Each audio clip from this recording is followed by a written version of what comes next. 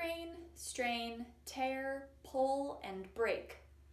So you have a pain and you don't know what it is. Your choices are to ignore it and hope that it goes away on its own, to obsess about it, glean the internet and try and find any piece of information that you can, which is maybe how you found us, or go to your doctor, explain to them about your bow arm, your embouchure, or your upcoming concert and hope that they can meet you on your level.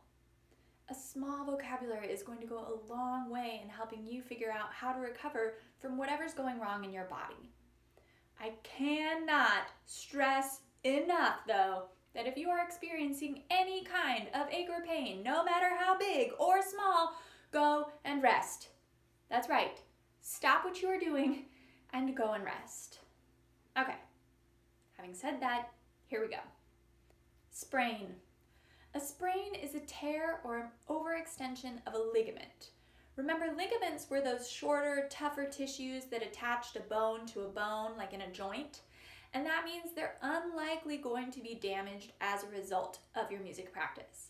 In fact, it usually takes some sort of impact to cause any sort of damage to a ligament.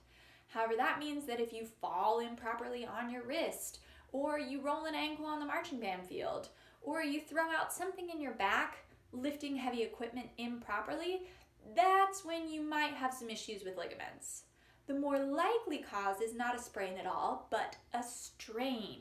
A strain affects a muscle or a tendon. Remember it as the T in strain is the same T of tendon.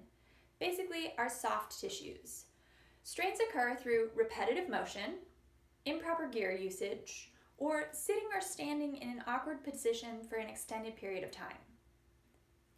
Did you notice that that looks like a picture-perfect example of instrumental practice? Knowing what causes a sprain or strain is going to go a long way because from the outside, they look and feel similarly. So our physicians and our doctors and our trainers need to be able to put it in context, and knowing that music practice is a picture-perfect example of what causes strains is going to help them. A sprain usually also has bruising, while a strain may have muscle spasms. To prevent both sprains and strains, make sure you are 1, conditioned.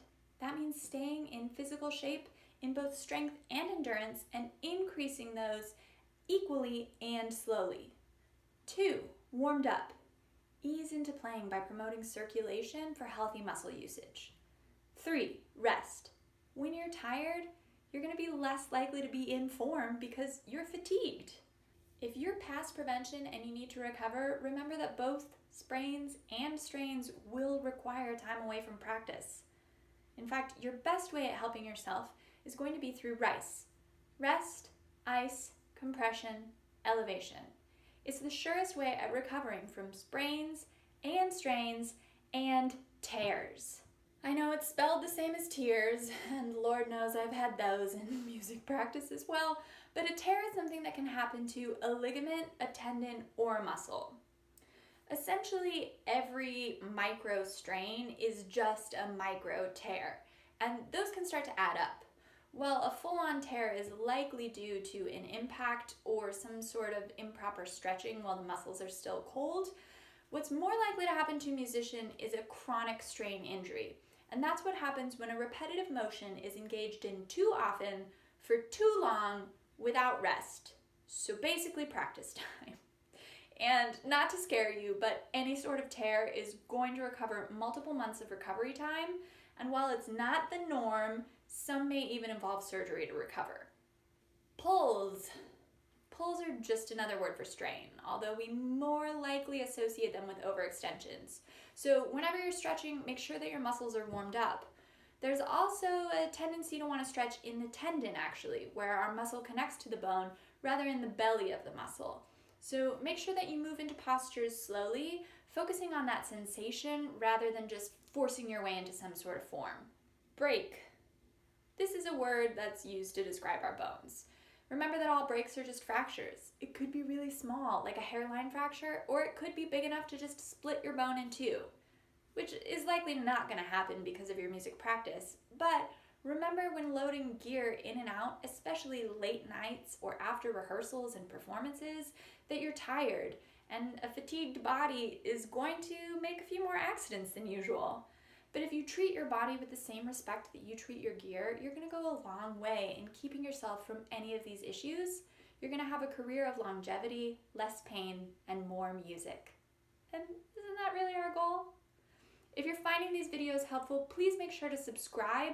Follow the link down below. That's going to take you to our website. We have a whole bunch of really helpful blogs, and our podcast is coming back next week. So we're going to do breakdown videos in YouTube. Again, make sure you've subscribed. And then a podcast release later that week with a doctor who's written some information in performing arts medicine based on studies that they're doing. So there's a lot of exciting stuff coming up, and we hope you take the trip with us.